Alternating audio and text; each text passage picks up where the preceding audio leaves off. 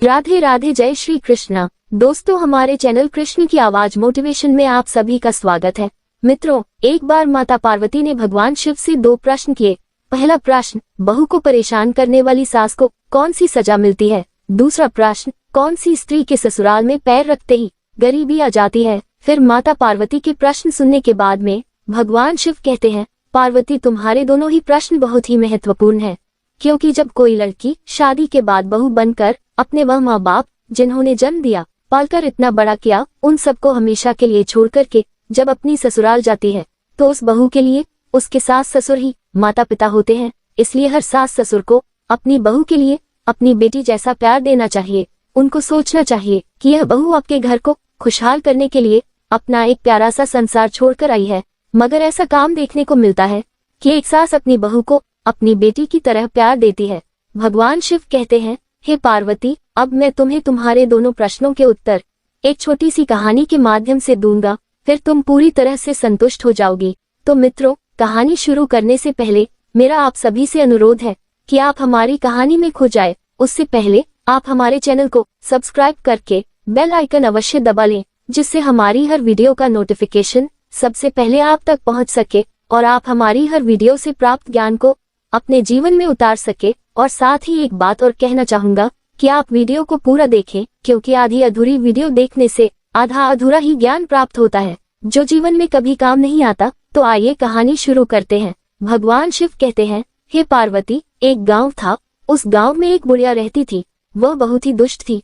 उस बुढ़िया का एक बेटा था और एक बहू थी। बहू बेचारी बड़ी सीधी सादी थी। एक गाल पर मरने पर दूसरा गाल आगे करने वाली थी, और बेटा भी माँ की हर बात मानने वाला था। भगवान शिव कहते हैं, हे पार्वती, तो होता क्या है, उस बुढ़िया का जो बेटा था उसे अपने गांव में कामकाज नहीं मिलता था। गरीबों का हाल था, जमीन भी इतनी ज्यादा नहीं थी जिससे कि बुढ़िया का बेटा उस जमीन में काम करके और कुछ धन कमा सके। फिर जब उसको अपने गांव में काम नहीं मिलता था तो काम की तलाश में वह दूसरे गांव जाता था। वहां उसे एक अच्छा सा काम मिलता था, लेकिन वहां से उसे हर रोज घर पर आने के लिए समय नहीं मिलता था। सिर्फ साल में एक बार या कुछ दिनों के लिए ही उसे छुट्टी मिलती थी। इसलिए वह दूसरे नगर में जाकर के काम करता था, लेकिन उसे अपनी पत्नी की भी बहुत चिंता रहती थी। इसीलिए जब उस बुढ़िया का बेटा अपने घर से काम करने के लिए दूसरे स्थान पर जाता था, तो जाने से पहले हमेशा अपनी माँ से कहता था कि माँ, मेरी पत्नी को अच्छी तरह से संभाल कर रखना, क्योंकि मैं रोजाना यहाँ पर नहीं आ सकता हूँ। फिर बेटे की बात को सुन करके वह बुढ़िया कहती थी कि हाँ बेटा, तुम बिल्कुल भी चिंता न करना, मैं तुम्हारी पत्नी का अच्छे से ख्याल रखूंगी, उसे कोई भी कष्ट नहीं मिलेगा। तुम बेफिक्र होकर के दूसरे गांव में काम करने के लिए जा सकते हो। तुम अपनी पत्नी की चिंता मत करो, उसे मेरे ऊपर छोड़ दो। भगवान शिव कहते हैं, हे पार्वती, इस प्रकार वह बुढ़िया अपने बेटे को झूठा दिलासा दे करके और अपने बेटे को काम करने के लिए घर से विदा कर देती थी। और फिर बेटे के जाने के बाद में वह अपनी बहू को बहुत ज्यादा परेशान करती थी। अब इस प्रकार समय धीरे धीरे गुजरा जा रहा था। वह बहू अपनी सास के ताने सुनकर भी चुप रहती थी। चाहे सास बहू से कितना भी कहती थी, बहू को कितना भी प्रताड़ित करती थी, लेकिन कभी भी वह बहू अपनी सास को लौट करके कोई जवाब नहीं देती थी, क्योंकि वह बहू बहुत ही संस्कारी थी और अपनी सास को अपनी माँ जैसा प्यार देती थी। अब इस प्रकार समय धीरे धीरे गुजरता गया। फिर एक दिन उस बुढ़िया का बेटा छुट्टी पर आया। वह 2 दिन तक घर पर रहा, मगर उसकी बहू ने उस बुढ़िया की कोई भी शिकायत नहीं की। फिर इस प्रकार छुट्टी पूर्ण होने के बाद में जब वह बुढ़िया का बेटा काम के लिए दोबारा जाता है, तो जाने से पहले अपनी माँ से कहता है, माँ, हमारी पत्नी का ख्याल रखना, ये बहुत ही अच्छी है, आपको बहुत ही प्यार करती है, क्योंकि मैं रोजाना यहाँ पर नहीं आ सकता हूँ। फिर बेटे की बात को सुन करके वह बुढ़िया कहती है, ठीक है बेटा, तू चिंता मत कर, मैं तेरी बहू का बहुत ख्याल रखती हूँ और आगे भी रखूंगी, क्योंकि यह तेरी बहू नहीं, मेरी बेटी भी है। भगवान शिव कहते हैं, हे पार्वती, इस प्रकार बेटे के घर से जाने के बाद अब बुढ़िया का ही राज था। अब बहू को संभालती कहाँ, वो तो उसे जितना हो सके उतना सताना शुरू करती है। स्वयं पैर फैलाकर बैठती है और उससे घर खेत का सारा काम करवाती है, और उसे सुबह जल्दी उठाती है, खाना पकाना, बर्तन धुलना, पानी भरना आदि काम करवाती है। उसके बाद कभी जंगल में लड़कियां लाने के लिए भेजती है या खेत का काम करने के लिए भेजते हैं। दिन भर उससे कोहलू के बैल की तरह परिश्रम करवाती है। उसे थोड़ा भी समय विश्राम करने के लिए नहीं देती। उसके ऊपर उसे ठीक तरह से खाना भी नहीं देती। कभी कांजी का पानी तो कभी बासी खाना देती है। भगवान शिव कहते हैं, हे पार्वती, वो बेचारी बहू ये सब कष्ट चुपचाप सहती रहती है। मगर सास को पलट करके कोई भी जवाब कभी नहीं देती। बुढ़िया की बताए किसी भी काम को कभी ना नहीं कहती। बुढ़िया का सारा काम कहते ही कर देती है, मगर बुढ़िया को फिर भी अपनी बहू पर तरस नहीं आता। उसे दिन रात बहुत ही सताती है और उसकी बहू अपने पति से भी कभी नहीं कहती कि हमारी सासू माँ हमें बहुत परेशान करती है, क्योंकि वह नहीं चाहती कि घर में कलह हो और उसका पति जो दूसरे गांव में काम करने के लिए गया है वह भी चिंता से ग्रस्त हो जाए। भगवान शिव कहते हैं, हे पार्वती, इस प्रकार से दिन बीतते हैं और एक दिन सास को पता चलता है कि हमारी बहू गर्भवती है, तो वह एकदम से संतृप्त हो जाती है और सोचती है कि कमाने वाला मेरा बेटा अकेला है, ऊपर से यदि एक बच्चा और आ गया तो खाने वाले का एक मुंह और बढ़ जाएगा। उसके ऊपर बच्चे के जन्म के बाद उसका ख्याल रखने के कारण बहू कोई काम नहीं करेगी, मुझे ही सब कार्य करना पड़ेगा। भगवान शिव कहते हैं, हे पार्वती, फिर वह बुढ़िया अपनी बहू के बारे में ऐसा सोचती है। हर सास तो यह चाहती है कि हमारे घर में जल्दी से पुत्र या पुत्री आए, लेकिन वह सास ऐसी है, वह नहीं चाहती कि हमारी बहू की कोख से कोई भी संतान जन्म ले, क्योंकि उसकी सोच है यदि संतान घर में आएगी तो बहू संतान के ख्यालों में लग जाएगी और घर का कामकाज वह नहीं करेगी, फिर सारा कामकाज मुझे करना पड़ेगा। भगवान शिव कहते हैं, हे पार्वती, अब उस बुढ़िया को जब मालूम पड़ता है कि उसकी बहू गर्भवती है, फिर तो वह बुढ़िया अपनी बहू को पहले से भी ज्यादा सताने लगती है और फिर उस बुढ़िया का तकलीफ देना बहू के लिए और ज्यादा बढ़ जाता है। लेकिन बहू सारा काम करती है लेकिन उल्टा जवाब नहीं देती। वह बहू इतनी संस्कारी थी कि जो भी उसकी सास काम बताती थी वह सारा काम चुपचाप करती रहती है, लेकिन लौट करके अपनी सास को कोई जवाब नहीं देती। इस तरह से कुछ महीने बीत जाते हैं। फिर बहू के 9 महीने पूरे होकर के उसके प्रसूत होने का समय करीब आता है। उसके पेट में दर्द होने लगता है। बहू प्रसूत वेदना से व्याकुल होकर के अपनी सास से कहती है कि माँ जी, लगता है मेरे प्रसूति का समय नजदीक पहुंचा है, आप जल्दी से दाई माँ को बुला लीजिए। इस पर सास कहती है कि दाई माँ की जरूरत नहीं है, मैं तुझे एक नींबू देती हूँ, ये नींबू ले और तू दूर जंगल में जाकर के इस नींबू को खा लेना, तुम्हें प्रसूति हो जाएगी। पर मेरी एक बात ध्यान से सुन लेना, यदि तेरी कोख से बेटा हो तो ही उसे लेकर घर आना, और यदि तेरी कोख से बेटी हो तो घर लेकर नहीं आना। भगवान शिव कहते हैं, हे पार्वती, बहू बेचारी वेदना से तड़पती हुई सास के द्वारा बताए हुए रास्ते पर चलती है और नींबू लेकर के उस जंगल में चली जाती है जिस जंगल के बारे में उसकी सास बताती है। फिर वह जैसे ही नींबू खाती है, कुछ ही पल में उसकी प्रसूति हो जाती है और वह एक बेटी को जन्म देती है।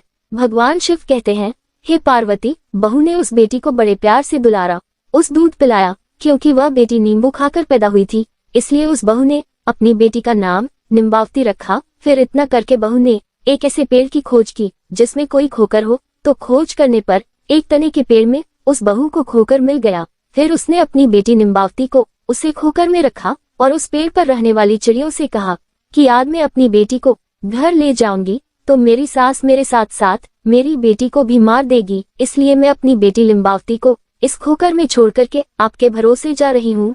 हे चिड़ियों, मेरी बेटी का ध्यान रखना। भगवान शिव कहते हैं, हे पार्वती, फिर इतना कह करके वह बहू घर वापस आई। अब वह जैसे ही घर वापस आती है तो बढ़िया समझ जाती है कि उसे बेटी हुई है, क्योंकि उसने पहले ही कहा था यदि बेटा हो तो घर लेकर आना, बेटी हो तो लेकर नहीं आना। अब तो वह बहुत डर के मारे उसे जंगल में छोड़ आई है। भगवान शिव कहते हैं, हे पार्वती, इस प्रकार वो बहू अपनी सास से कहती है कि माँ बेटी हुई थी इसलिए लेकर के नहीं आई। फिर तो बहू की बात सुनकर के वह बुढ़िया एकदम से शोर मचाने लगती है और चिल्लाने लगती है कि मेरी बहू ने अपने बच्चों को खा लिया, मेरी बहू बच्चे खाने वाली डायन बन गई है। भगवान शिव कहते हैं, हे पार्वती, उस बुढ़िया के द्वारा बहू को इतना परेशान किया जाने लगा, मगर बहू अपनी सास की बात को अनसुनी कर देती है और मन ही मन में इस बात से खुश रहती है कि भगवान की कृपा से उसकी बच्ची जिंदा है। और फिर रोजाना वह बहू जानवरों को चराने के बहाने से जंगल में जाती है और अपनी बच्ची को दूध पिलाती है। इस तरह से कुछ दिन बीतते हैं।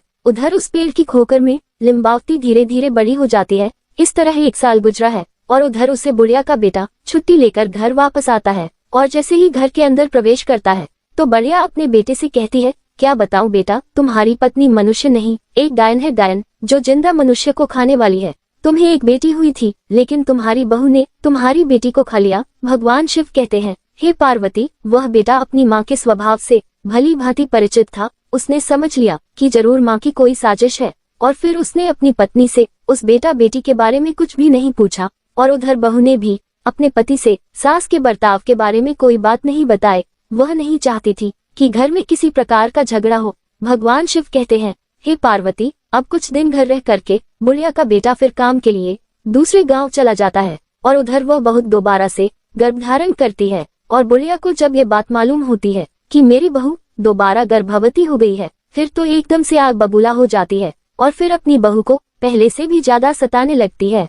भगवान शिव कहते हैं, हे पार्वती, दूसरी बार जब 9 महीने पूरे हो जाते हैं और बहू को प्रसव वेदना शुरू हो जाती है, तो वह सास को पहले की तरह ही दाई को बुलाने के लिए कहती है। मगर इस बार भी बुढ़िया दाई को नहीं बुलाती, मगर एक मुट्ठी भर जीरा ला करके अपनी बहू के हाथ में देती है और कहती है, ये जीरा लेकर के उस जंगल में जाना और इस जीरे को खा लेना, तुम्हें प्रसूति हो जाएगी। मगर एक बार ध्यान रखना, बेटा हुआ तो लेकर के आना और बेटी हुई तो वहीं फेंक कर आना। भगवान शिव कहते हैं, हे पार्वती, इस प्रकार सास के कहने पर बहू जो थी एक सुनसान जंगल में फिर जाती है और वहां जाकर के जीरा खाती है, तो कुछ ही समय में उसे प्रसूति होती है और वह एक बेटी को जन्म देती है।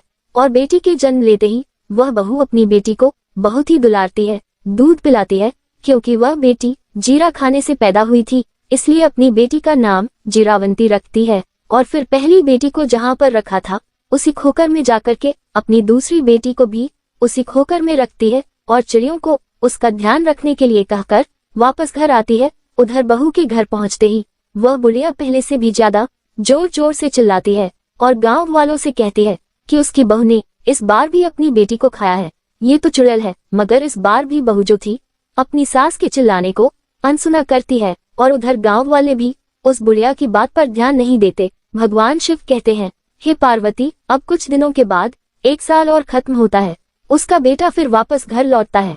तो बेटे के घर आते ही वह बढ़िया पहले की तरह अपने बेटे से बहू की चुगली करती है और बेटे से कहती है कि बेटे, इस बार भी तुम्हारी बहू ने एक बेटी को जन्म दिया और उसके जन्म होते ही अपनी बेटी को उसने खा लिया, ये डायन है, बहुत बड़ी चुड़ैल है। भगवान शिव कहते हैं, हे पार्वती, इस प्रकार उस बुढ़िया की बात को सुन करके उसका बेटा चुपचाप रह जाता है और अपनी माँ से कुछ भी नहीं कहता है और उधर अपनी पत्नी से भी वह कुछ भी नहीं पूछता है।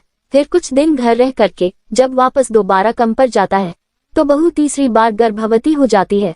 भगवान शिव कहते हैं, हे पार्वती, इस बार भी पहले की तरह ही हो जाता है। इस बार बढ़िया बहू को एक आम देती है और बहू उस आम को लेकर के उसी जंगल में जाकर खाती है। तो आम खाते ही वह एक बेटी को जन्म देती है और उसको दूध पिला करके उसका नाम आमवंती रख देती है और फिर उसको भी उसी खोकर में रख देती है और चिड़ियों को उसका ख्याल रखने के लिए कह करके वापस अपने घर आती है। भगवान शिव कहते हैं, हे पार्वती, अब बुढ़िया गांव के द्वार द्वार जा करके बहू की चुगली करती है, मगर बहू अपनी सास की एक भी बात का बुरा नहीं मानती और सास की नफरत भरी बातों को अनसुना कर देती है। मगर वह बुढ़िया गांव गांव चिल्लाती है कि हमारे बेटे की बहू डायन है, उसने 3 बेटियों को खा लिया है। भगवान शिव कहते हैं, हे पार्वती, वह बुढ़िया जिस तरह से शोर मचाती है तो लोगों को भी अब लगने लगता है कि वास्तव में उसकी बहू सचमुच ही बच्चे खाने वाली डायन है। तो लोग डर के मारे अपने अपने बच्चों को घर के अंदर बंद करके रखते हैं। अब इस प्रकार से धीरे धीरे बात ये चारों तरफ फैल गई और उस बुढ़िया का बेटा जिस नगर में काम करता था उसको भी सुनने के लिए मिल गई। फिर तो उस बुढ़िया का बेटा वह बात सुन करके बहुत ही परेशान हो जाता है और तुरंत ही मालिक से अनुमति लेकर के अपने गांव वापस आता है। उधर तो बुढ़िया का बेटा गांव आता है और इधर उस राज्य के राजा के कानों तक ये खबर पहुंच जाती है कि बुढ़िया की बहू डायन है। फिर तो राजा सिपाही भेज करके बुढ़िया को दरबार में बुलाता है और बात की छानबीन करता है।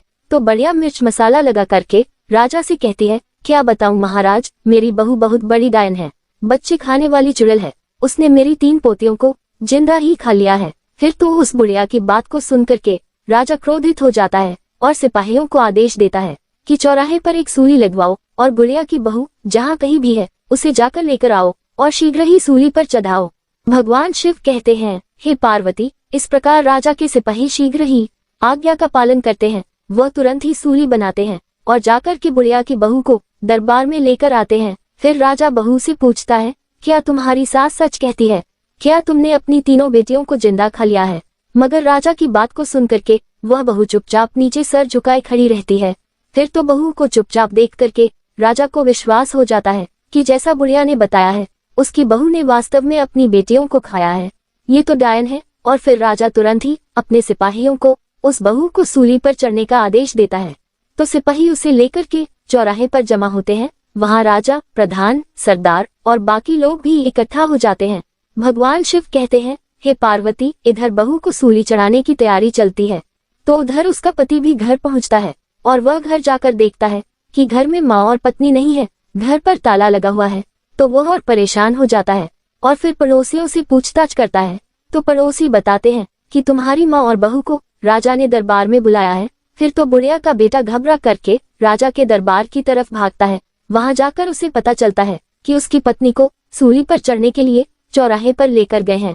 फिर वह बुढ़िया का बेटा तेजी से दौड़ करके उस चौराहे पर पहुंचता है। फिर जैसे ही चौराहे पर पहुंचा तो क्या देखता है कि चौराहे पर राजा, प्रधान, सिपाही और सारी प्रजा इकट्ठी है और कुछ ही पल में उसकी पत्नी को सूली चढ़ाया जाने वाला है। फिर तो वह बुढ़िया का बेटा तुरंत ही राजा के सामने जाकर खड़ा होता है और हाथ जोड़कर गिड़गिड़ाता है कि महाराज दया करें, कुछ देर के लिए मेरी पत्नी को सूली पर चढ़ाना रोक दीजिए। मुझे एक बार अपनी माँ और पत्नी से सच बात पूछने दीजिए। यदि मेरी पत्नी अपराधी है तो मैं स्वयं कहूंगा कि उसे सूली पर आप चढ़ा दे। भगवान शिव कहते हैं, हे पार्वती, इस प्रकार राजा को कुछ दया आती है और वह राजा अपने सिपाहियों को कुछ देर के लिए सूली पर चढ़ाने का आदेश रोक देता है। भगवान शिव कहते हैं, हे पार्वती, फिर वह बुढ़िया का बेटा अपनी माँ से पूछता है, माँ भगवान के लिए सच बताओ। तो बुढ़िया अपने बेटे से भी झूठ बोलती है और उससे कहती है, हाँ तेरी बहुत डायन है, तेरी बहू ने तेरी तीनों बेटियों को खा लिया है। भगवान शिव कहते हैं, हे पार्वती, मगर उस बुढ़िया के बेटे को अपनी माँ पर विश्वास नहीं होता है, क्योंकि वह जानता था उसकी पत्नी बहुत ही अच्छी है, संस्कारी है, कभी झूठ नहीं बोलती, माँ की बहुत सेवा करती है, बच्चों को देखने के लिए दिन रात तरसती है। फिर ऐसी माँ अपने बच्चों को खा करके डायन कैसे बन सकती है। फिर ऐसा सोच करके उस बुढ़िया का बेटा अपनी पत्नी को कसम देकर के पूछता है कि तुम मुझे सच बताओ, मुझसे झूठ न बोलना। भगवान शिव कहते हैं, हे पार्वती, इस प्रकार उस बुढ़िया के बेटे की बहू शुरू से लेकर के अंत तक की सारी बातें अपने पति को बताती है, लेकिन कोई भी उसकी बातों को सच मानने के लिए तैयार नहीं होता। तो वह कहती है, सच्चाई क्या है आप अपनी आंखों से देख लीजिए। और वह अपनी बेटियों को प्यार से आवाज देती है, निम्बावती मेरी प्यारी बिटिया, संकट में मेरी रक्षा करना। जीरावंती मेरी बिटिया, संकट में मेरी रक्षा करना। आमवंती मेरी बिटिया, संकट में मेरी रक्षा करना। भगवान शिव कहते हैं, हे पार्वती, जैसे ही उस बहू ने अपनी तीनों बेटियों को याद किया तो बहू के याद करते ही उसकी तीनों बेटियां जंगल से दौड़ी चली आती है और अपनी माँ से आकर चिपक जाती हैं। फिर तो उन तीनों बेटियों को देख करके उस बुढ़िया के बेटे को सच का पता चल जाता है। उधर राजा भी समझ जाता है और सारे लोग भी सच्चाई जान लेते हैं। भगवान शिव कहते हैं, हे पार्वती, फिर तो राजा क्रोधित होकर के उस बुढ़िया से पूछता है, अब तो बढ़िया बता कि सच बात क्या है। उधर राजा के तेवर देख करके बुढ़िया को कपकपी छूटती है, उसे सच बताना ही पड़ता है।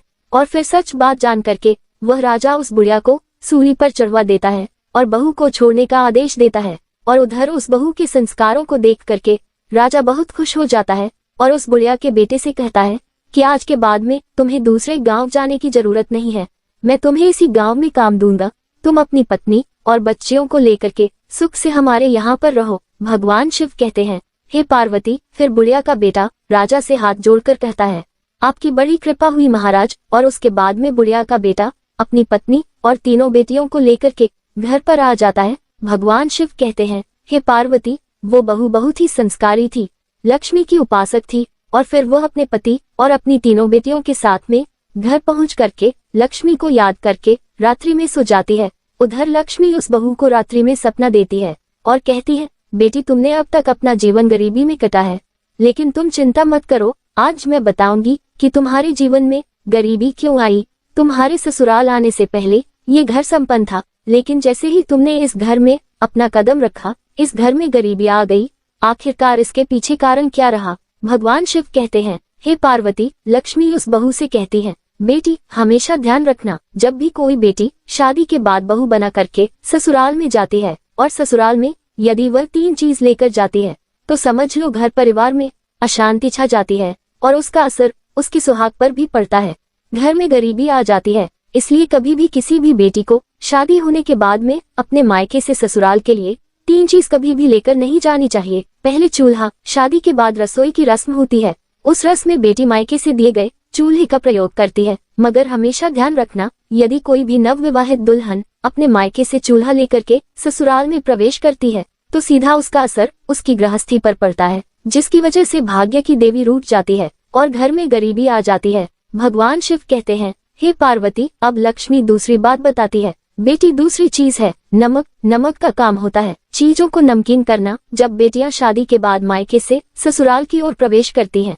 तो उसका धर्म क्या होना चाहिए? नए घर में प्रवेश करते वक्त सबको साथ लेकर चलना, सबसे अच्छे से बात करना और जो भी रिश्ता उससे जुड़ा है उन सभी रिश्तों में मिठास घोलना। ऐसे में यदि नवविवाहिता मायके से नमक लेकर ससुराल में प्रवेश करेगी तो रिश्ते खराब हो जाते हैं और उससे जुड़ा हुआ हर रिश्ता नमकीन का रूप लेता है। हमेशा ध्यान रखना, यदि नवविवाहित बहू अपने मायके से नमक रूपी कोई वस्तु अपनी ससुराल लेकर जाती है तो उसका सम्मान आजीवन अपने मायके के लोगों के साथ जुड़ा रहता है, लेकिन उसका संबंध अपने ससुराल वालों के साथ कभी भी सही तरीके से नहीं जुड़ पाता और वह रिश्ता मीठा कभी नहीं बन पाता।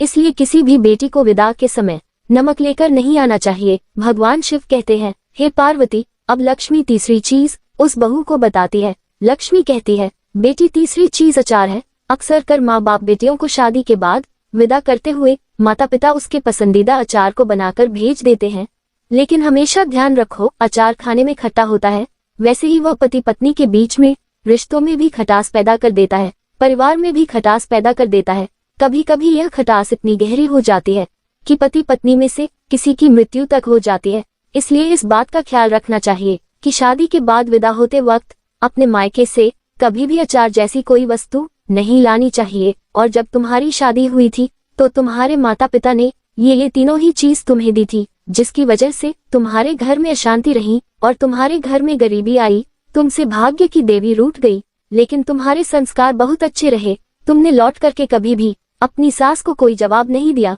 तुम्हारी सास ने तुम्हें प्रताड़ित किया, जिसके कर्मों का फल तुम्हारी सास को मिला। और तुम्हारे सुशील स्वभाव की वजह से, तुम्हारे संस्कारों की वजह से मैं तुम्हें आशीर्वाद देती हूँ कि आज के बाद में कभी भी तुम्हारे में गरीबी नहीं रहेगी और तुम दोनों का जीवन पूरी तरह से सुखद हो जाएगा। भगवान शिव कहते हैं, हे पार्वती, लक्ष्मी इतनी बात कह करके अंतर ध्यान हो जाती है।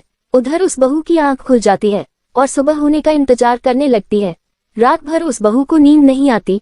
अब जैसे ही सुबह होता है तो राजा के सिपाही सुबह होते ही उस बुढ़िया के बेटे को बुलाने के लिए आ जाते हैं और कहते हैं, चलो तुम्हें राजा ने बुलाया है। फिर जैसे ही वह बुढ़िया का बेटा राजा के दरबार में पहुंचता है, क्योंकि लक्ष्मी की कृपा हो चुकी थी, इसलिए राजा अपने दिए हुए वचन के अनुसार उस बुढ़िया के बेटे को अपने राज्य में एक अच्छी सी नौकरी देता है।